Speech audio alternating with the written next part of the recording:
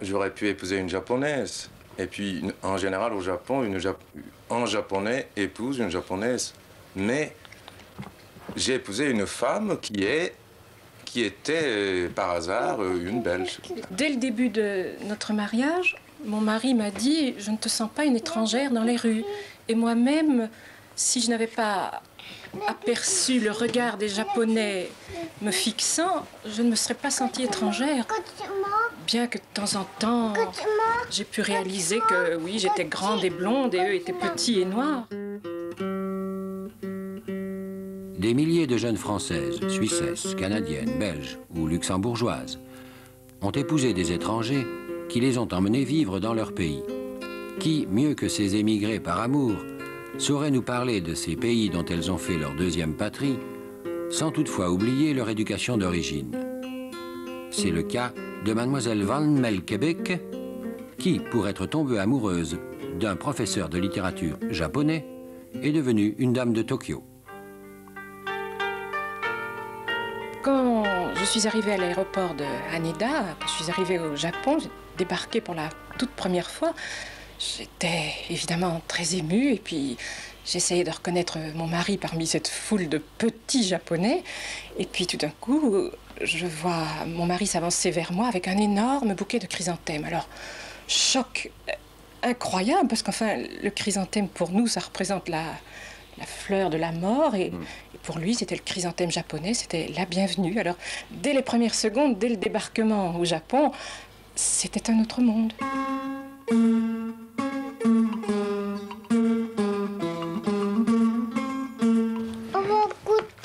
Il parle français? Écoutez, tu parles français, Minou? Oui.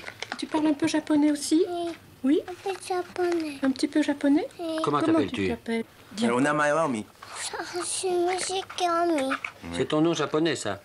Oui. Qu'est-ce qu'il a dit exactement, ça? Hasumi Shigeomi. On dit le nom de famille d'abord et puis le prénom. Hasumi Shigeomi. Mais tu n'as pas un nom français aussi? Ta maman t'a pas donné un nom français? Ça m'étonnerait bien. Oui. Comment Une belge, enfin. Comment tu t'appelles? Je suis Bach. Oh, Bach. Comment dit-il? Comment tu t'appelles? Comment c'est ton prénom belge? Je suis Bach. Jean-Sébastien Bach? Mais il est japonais, Jean-Sébastien Bach? Non. Il est quoi? Il est allemand. C'est vraiment son prénom, C'est son Jean-Sébastien? prénom français, c'est Jean-Sébastien. Mais quel âge a-t-il? 2 ans et demi. Et comment, il sait qui est Jean-Sébastien Bach?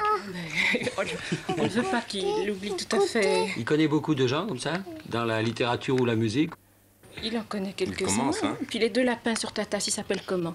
Bouvard Pécuchet. et Pécuchet. Bouvard et Pécuchet. Oui. Ah, bravo. Et Monsieur Jean-Luc Cotard. et Monsieur Gustave. Flaubert. Flaubert. Oh, et Monsieur Marcel. Pout. Ah, c'est intéressant. Marcel Prout.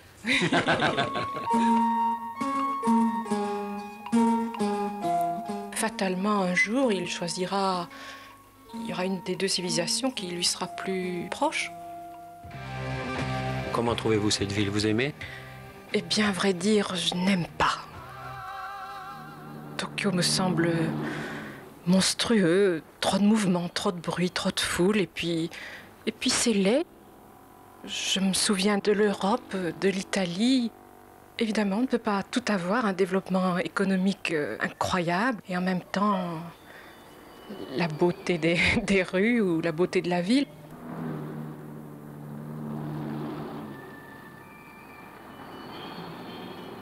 Notez que je suis persuadée que c'est une ville qui, par contre, plaît énormément aux hommes. Elle est une preuve de vitalité, d'organisation. Et je sais qu'il y en a qui sont tout à fait éblouis, sidérés par le nombre de tunnels, les bâtiments élevés.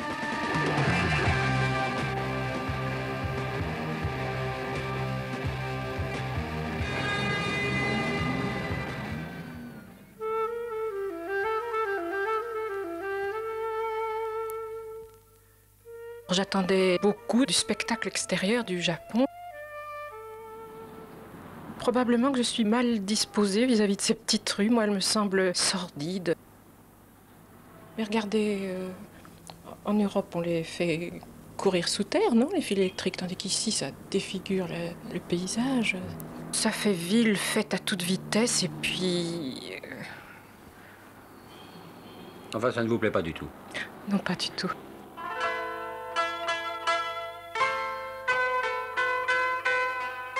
justement, par rapport à Tokyo qui plaît beaucoup aux hommes, Kyoto est une ville féminine.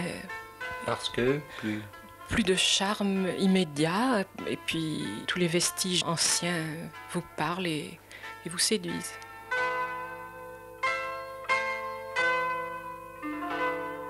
heureusement, vous vivez ici dans la banlieue de Tokyo.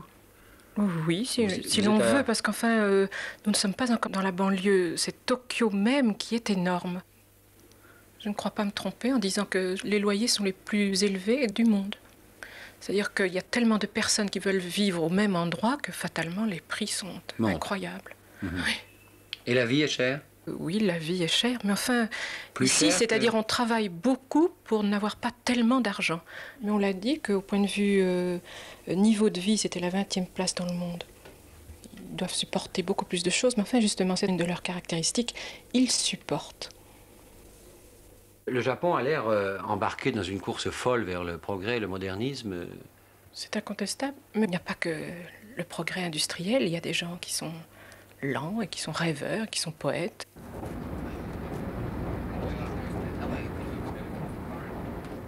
220 à l'heure, ah là là, même en allant au wagon-restaurant pour se distraire, non, non, ça va trop vite, j'ai peur. »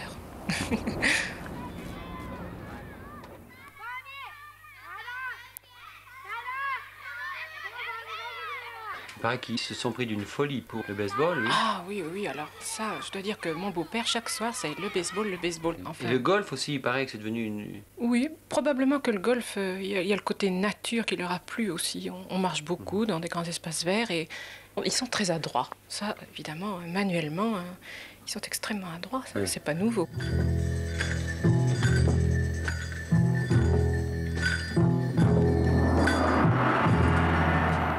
L'influence étrangère, extérieure, ne porte que sur des choses matérielles, sur des détails de vie courante, mais sans doute pas sur la mentalité.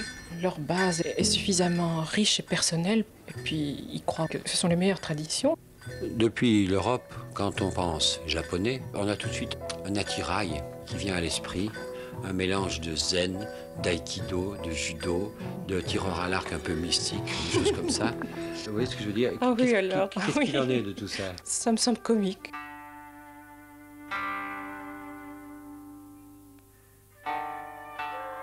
Puis on imagine un peu que tous les Japonais sont des gens profondément mystiques, d'une façon mystique, mais pas comme nous, enfin, vous voyez, autrement. Non, bah vous voyez, moi j'ai jamais rencontré de Japonais mystiques.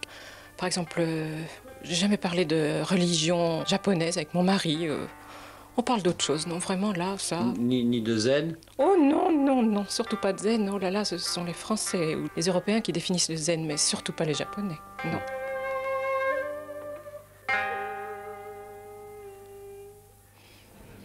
Mais vous voyez, par exemple, une chose comique, j'adore le poisson cru et les algues. Et mon mari qui est japonais, eh bien, il en a horreur. Parce que c'est vraiment du poisson cru?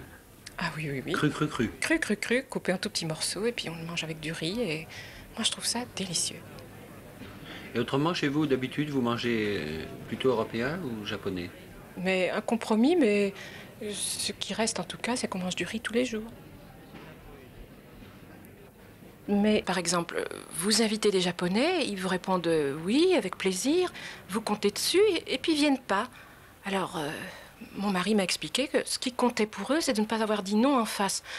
J'avoue qu'au début, vraiment, j'ai eu du mal tout de même à m'adapter, parce qu'enfin, pourquoi était-ce toujours à moi à faire les efforts? Pourquoi ne pouvait-il pas s'adapter un petit peu à ma mentalité?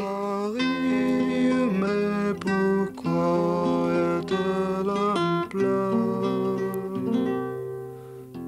Ils ont un incontestable avantage sur nous, c'est qu'ils nous connaissent très bien. Tandis que nous, qu'est-ce que nous connaissons du Japon, au fond? Enfin, ils ont tout lu, ils ont appris la langue. En cheveux de noces, la mariée si jolie. Elle est si jolie, pourquoi cette mélancolie? Ils n'hésitent pas à puiser ce qui leur semble bon et à l'intégrer. On pique, on copie, mais on ajoute quelque chose en plus. Qu'est-ce qui vous agace le plus au Japon, finalement? La lenteur, les jours où je suis mal lunée. Est-ce que par hasard, ils ne seraient pas vifs d'esprit? Terriblement vif d'esprit. Alors, ils sont lents comment? De réaction extérieure. Alors, au fond, tout ce qui fait que j'apprécie la qualité de discrétion et de lenteur du japonais peut, dans la vie courante, m'exaspérer. Alors, votre mari vous a parfois un peu agacé au début par une certaine lenteur de réaction? Oui, mais moi, je l'ai agacé énormément aussi, sans doute. Par trop d'excitation? C'est-à-dire que quand on pose une question, au lieu d'avoir une réponse rapide et tout à fait précise qui vous satisfasse pleinement, eh bien le japonais d'abord hésite, garde le silence et puis tourne autour de la question. Ce n'est jamais la noir question et de noir, ni blanc et oui. blanc. C'est jamais oui ou Oui non. ou non, comme ça. C'est peut-être sans doute, Oui, probablement. Le japonais ne serait pas un peu normand par hasard? Hein? Est-ce que vous pouvez dire que votre mari a de l'humour? Ah oui, beaucoup. Et puis, Et ses sous amis quelle aussi. forme se manifeste-t-il? Mais une perception aiguë du ridicule, des attitudes, des paroles. C'est-à-dire que ça découle directement du sens de l'observation, comme ils ont un sens d'observation incroyable. Par exemple,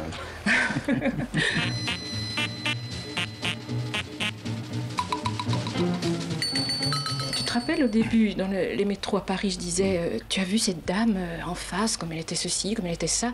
Alors il me disait mais oui, j'ai tout vu. Je dis comment tu as pu voir? Parce que tu avais les yeux baissés, tu regardais le bout de tes souliers. Ah mais oui, mais justement le regard japonais, c'est en un clin d'œil, on a tout compris, on a tout vu, on a tout enregistré. Et en effet, la vitesse d'observation. Oui. Finalement, on finirait par croire qu'ils ont les yeux bridés parce qu'ils sont plissés par la tension perpétuelle. Mais alors, ce qui vous fait rire? Eh bien ça, je crois que non. Non. Il ne me fait pas rire. Mais ce n'est pas par la parole. C'est de créer une ambiance comique et drôle par les gestes, par la manière dont on dit les choses qui ne sont pas du tout drôles. Comme ça. Ah. C'est créer une ambiance. Mais alors, ce qui m'a fait rire aux larmes une fois, au début de notre mariage, j'entre dans la salle de bain, je vois mon mari assis par terre. Mais je lui dis, mais qu'est-ce que tu fais là? Il me répond, ben, je me lave. Mais je dis, comment tu te laves? Ben oui, avant d'entrer dans la baignoire. Alors là, ça, pour moi, c'était l'Asie en plein. Sur le plan sentimental, est-ce qu'il y a une différence de réaction et de comportement? Il m'a semblé que le japonais était sentimental. Enfin, il n'y a pas que le sentiment amoureux. Le respect vis-à-vis du commerçant à qui on achète des fruits, c'est un sentiment. Le respect vis-à-vis des parents, c'est un sentiment. Il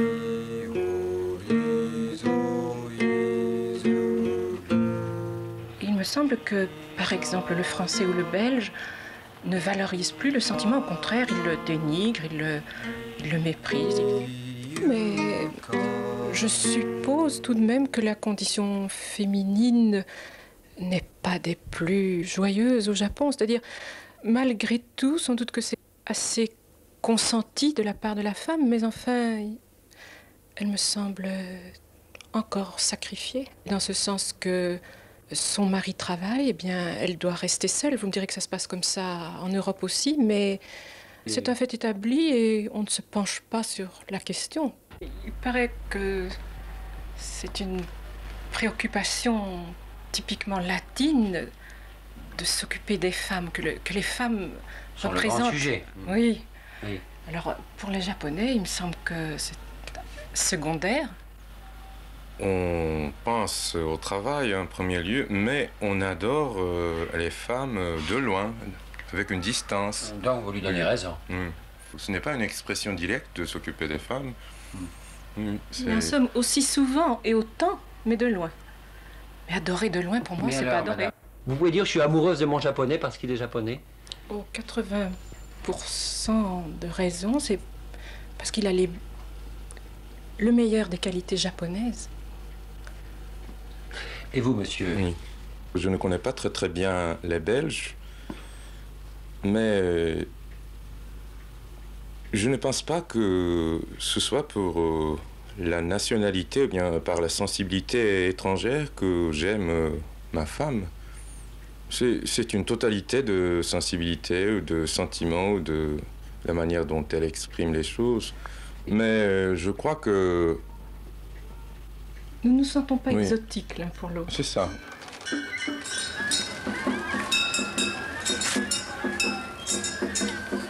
Un Français m'a dit, vous savez, les Japonais n'ont pas le sens de la fête. Et les fameuses fêtes japonaises sont toutes des choses très rituelles, très organisées, très précises, mais ça n'a pas du tout le caractère de la fête spontanée, comme en Amérique du Sud ou comme à l'Oktoberfest. Moi, je crois que c'est tout à fait spontané et joyeux, mais ce n'est pas extériorisé d'une manière excessive.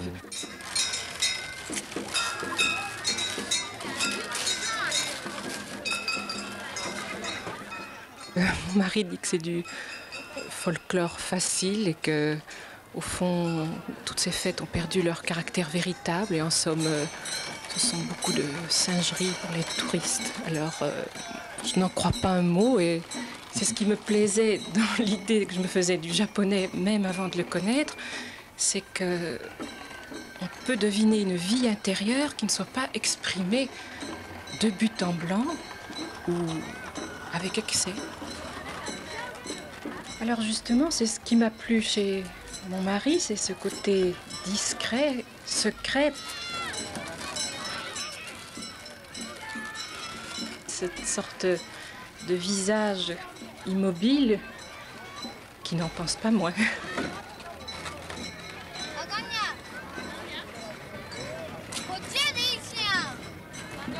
Quand je suis retournée en Europe, il m'a semblé que les visages européens étaient extrêmement grimaçants, que les êtres étaient gesticulants. Et chez les Japonais, il y a un calme qui me plaît infiniment.